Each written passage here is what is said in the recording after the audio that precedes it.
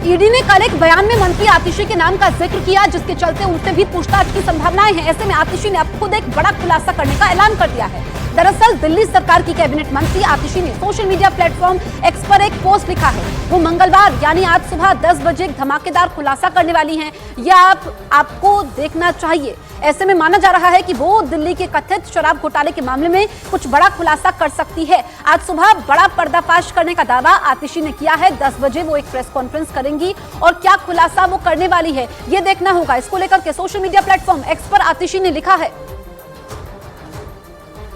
दिल्ली की Rouse Avenue court में ED के वकील जब ये बातें बता रहे थे, उस वक्त अरविंद केजरीवाल कोर्ट में ही मौजूद थे। ईडी के वकीलों की बातों का केजरीवाल ने कोर्ट में खंडन नहीं किया।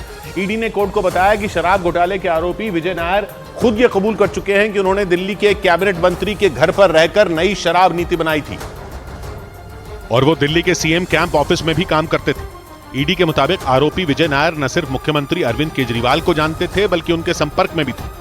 ईडी ने बताया कि पूछताछ के दौरान इन आरोपों पर गोलमोल जवाब देते हुए अरविंद केजरीवाल ने यह कह दिया था कि सीएम कैंप ऑफिस में कौन कौन काम करता था, इसकी सीधी जानकारी उन्हें नहीं रहती थी। ईडी ने कोर्ट को बताया कि विजय नायर आम आदमी पार्टी के कोई छोटे कार्यकर्ता नहीं थे, बल्कि मीडिया कम्युनिकेशन सेल के हेड थे।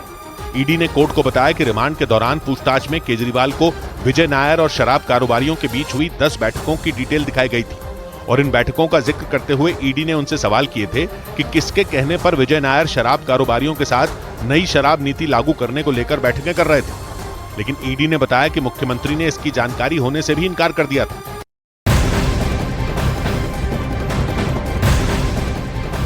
उधर कोर्ट में केजरीवाल ने आतिशी और सौरभ भारद्वाज के नाम का जिक्र किया। उधर सियासत में उफान आ गया है। मनजिंदर सिरसा ने कहा कि केजरीवाल जी ने यह बयान देकर आतिशी और सौरभ भारद्वाज को भी शराब घोटाले में फंसा दिया है। केजरीवाल ने अपनी पार्टी के हर दिग्गज नेताओं को झूठे इल्जाम या दोष लगाकर नीचे धकेला है। एक बार फिर उन्होंने ऐसा ही किया। केजरीवाल ने आतिशी और सौरभ भारद्वाज का नाम लेकर यह साबित कर दिया कि शराब घोटाला तो हुआ है। अब इसको लेकर के सियासत भी तेज है। मनजिंदर सिरसा ने कहा कि केजरीवाल ने मंत्रियों को फंसाया है और आतिशी सौरभ भारद्वाज का नाम लेकर के केजरीवाल ने फंसा दिया है। तो केजरीवाल के तिहाड़ जेल जाने पर यूपी की डिप्टी सीएम ब्रजेश पाठक ने कहा कि घमंडिया गठबंधन का काम खाली भ्रष्टाचार करना और हिंदू विरोधी बयान देना है। कांग्रेस आम आदमी पार्टी दिल्ली में तो इलू इलू कर रहे हैं, लेकिन पंजाब में हम आप कहे कौन उस तर्ज पर चुनाव लड़ रहे हैं। पश्चिम बंगाल में ममता ने साथ में लड़ने से इनकार कर दिया। बिहार में आरजेडी ने अपने उम्मीदवार पहले घोषित कर दिए।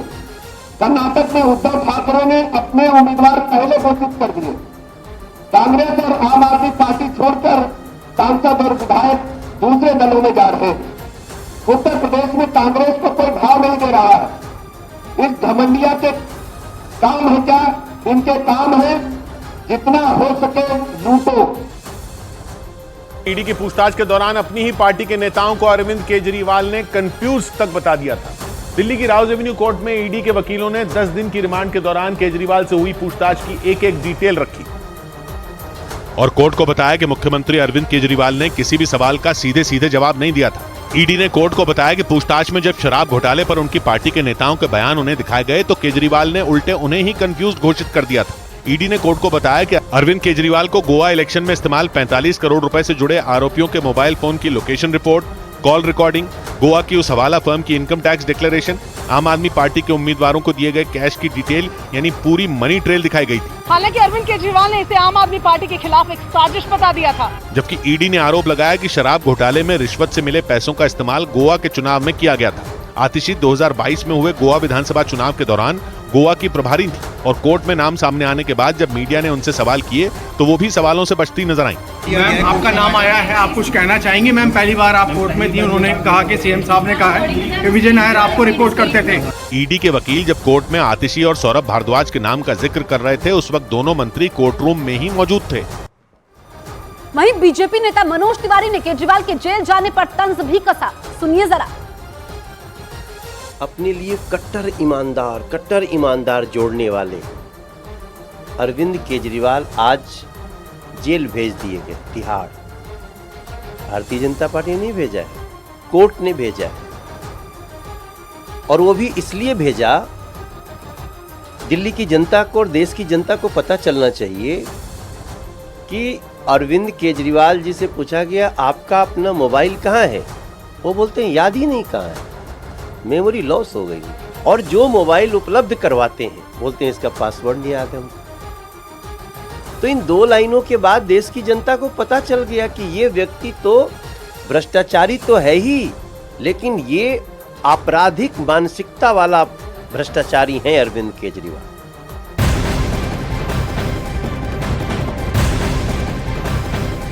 दिल्ली के कथित शराब घोटाला मामले में आरोपी मनीष सिसोदिया की जमानत याचिका पर आज राउज एवेन्यू कोर्ट में अहम सुनवाई होने वाली है। इस बीच मनीष सिसोदिया भी कोर्ट में पेश होंगे। सुनवाई के लिए सुबह 10 से 11 बजे का वक्त तय है। तो राउज एवेन्यू कोर्ट में पेश होंगे मनीष सिसोदिया। उनकी जमानत याचिका पर आज सुनवाई होने वाली है। कथित शराब घोटाला मामले में आरोपी है मनीष सिसोदिया और 1 साल से उनको जमानत नहीं मिल पाई है। हालांकि कुछ स्पेशल केसेस में उनको कुछ देर के लिए जमानत जरूर मिली थी, लेकिन आज राउज एवेन्यू कोर्ट में पेश होंगे मनीष सिसोदिया।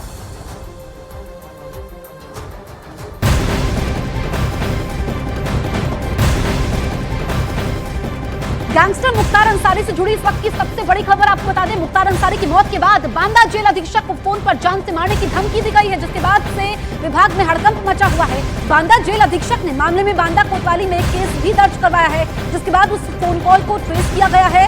आपको बता दें कि बांदा जेल में बंद रहने के समय मुख्तार अंसारी की दिल की धड़कन रुकने से 28 मार्च को मौत हो गई थी। इसी के बाद किसी अज्ञात व्यक्ति ने बांदा जेल अधीक्षक विदेश राज शर्मा को फोन पर जान से मारने की धमकी दी। अब उस नंबर को ट्रेस किया जा रहा है। मुख्तार अंसारी की मौत हृदय गति रुकने से हुई थी। गैंगस्टर मुख्तार अंसारी केस में अब बड़ी खबर यह मिल रही है कि बांदा जेल अधीक्षक को फोन पर जान से मारने की धमकी दी गई है।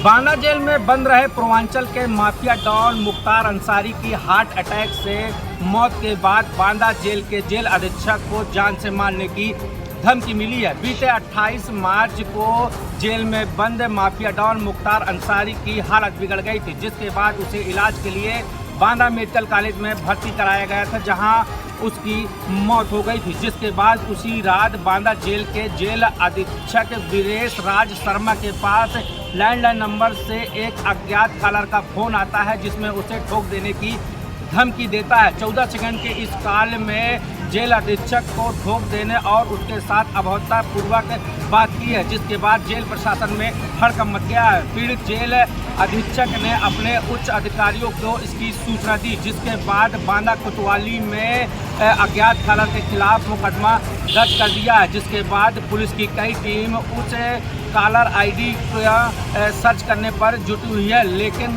2 दिन से ज़्यादा का समय बीत गया है, अभी तक उस नंबर को पुलिस ट्रेस नहीं कर पाई है। जिससे इस घटना के बाद जो जेल के अधिकारी हैं वह डरे सहमे हुए हैं और कैमरे के सामने कुछ भी बोलने से मना कर रहे हैं। बांदा से अखिलेश सोनकर, न्यूज़ 18। मुख्तार अंसारी की मौत पर सियासत जारी है। मुख्तार के भाई और सांसद अफजाल अंसारी ने एक बार फिर से मौत पर सवाल खड़े कर दिए हैं। इतना ही नहीं, उन्होंने इस बार मुख्तार की मौत को वेल प्लान्ड मर्डर करार दिया। उन्होंने यह भी दावा किया कि अगर मुख्तार की मौत जहर से हुई है तो इसकी जांच 20 साल बाद भी करवा सकते हैं। किसी को कार्डियक अरेस्ट होता है, किसी को हार्ट अटैक होता है, तो क्या ये सारी परिस्थितियां नहीं उसके लिए जिम्मेदार हैं? और ये सारी परिस्थितियां अगर हैं तो जेल का डॉक्टर कैसे लिखता है कि ये फिट है? तो डॉक्टर की, जेल के प्रशासन की और सरकार में खास तौर से ये जो सादे भेष में घूमने वाले LIU के लोग हैं और STF के लोग हैं, इन सब लोगों ने वेल प्लान्ड तरीके से उनका मर्डर। तो मुख्तार अंसारी की बॉडी दफन की गई है मिट्टी में और इस एहतियात के साथ दफन किया गया है कि अगर जरूरत पड़ेगी जांच में आगे भविष्य में कभी, तो 5 साल, 10 साल, 20 साल के बाद भी उनकी बॉडी का उस स्थिति में भी परीक्षण किया जा सकता है। एक बाल और एक नाखून भी सलामत मिलेगा, तो उससे भी अगर पॉइजन से डेथ हुई होगी तो वो साबित हो जाएगा, क्योंकि आजकल टेक्नोलॉजी उस लेवल की मिल चुकी है वर्ल्ड में। तो जिन लोगों ने ये समझ लिया है कि मुख्तार अंसारी की कहानी डेड एंड हो गई, ऐसा नहीं है, कहानी तो अब शुरू है। गाजीपुर लोकसभा सीट से सांसद अफजाल अंसारी ने एक बार फिर अपने छोटे भाई और गैंगस्टर मुख्तार अंसारी को जहर देकर मारे जाने का आरोप लगाया। अप्रैल 2021 से मुख्तार अंसारी यूपी की बांदा जेल में बंद था, लेकिन 28 मार्च को हार्ट अटैक आने की वजह से उसकी मौत हो गई थी। और उसके भाई अफजाल अंसारी ने एक बार फिर यह आरोप लगाया कि साजिश के तहत मुख्तार अंसारी की जहर देकर हत्या की गई। घर वालों के मुताबिक मुख्तार अंसारी ने खुद उन्हें इस बात की जानकारी दी थी कि 19 मार्च को उन्हें खाने में जहर दिया गया था। उसी के बाद से उसकी तबीयत बिगड़ने लगी थी। पहली बार 25 मार्च को उसे अस्पताल में भर्ती भी करवाया गया था। अफजाल अंसारी ने दावा किया कि जहर की वजह से 28 मार्च को उसे हार्ट अटैक आया और उसकी मौत हो गई। इसीलिए मुख्तार के शव को कब्र में इस तरह दफनाया गया ताकि 10 साल बाद भी उसकी मौत की जांच आसानी से की जा सके। अगर जरूरत पड़ेगी जांच में आगे भविष्य में कभी